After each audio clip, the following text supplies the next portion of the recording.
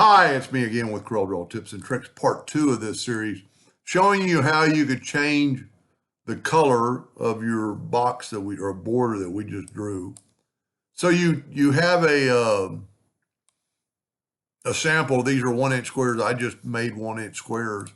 But if you will select all your 1-inch squares, so there's 50 of them, and go up to Edit and Copy Properties from, Fill, and go right there, look at that.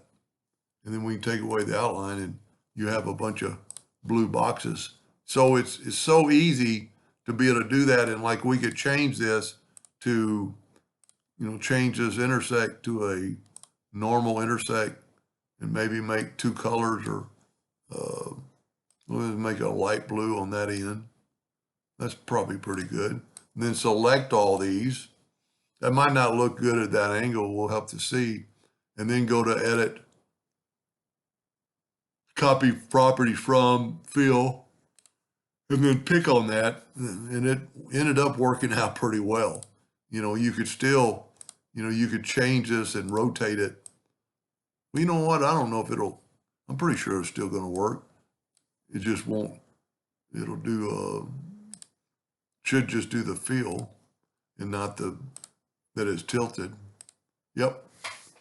Well, no, it's back to where it was. But anyway, the reason I did that is we just did this. Of course, I welded them together, so that probably isn't going to work. Let's see if we can't go to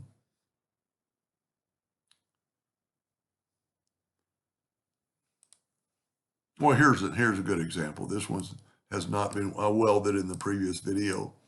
So we have this completely different look, and we're going to take all these and go to Edit, Copy Properties from, and go right there and look at that quick. You change, and it could be thousands of something that you select. I mean, they could be all over the board. They don't have to be, these are still not probably connected.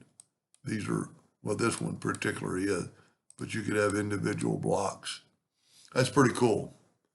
Anyway, I hope that gave you some insight and help. Thank you for watching.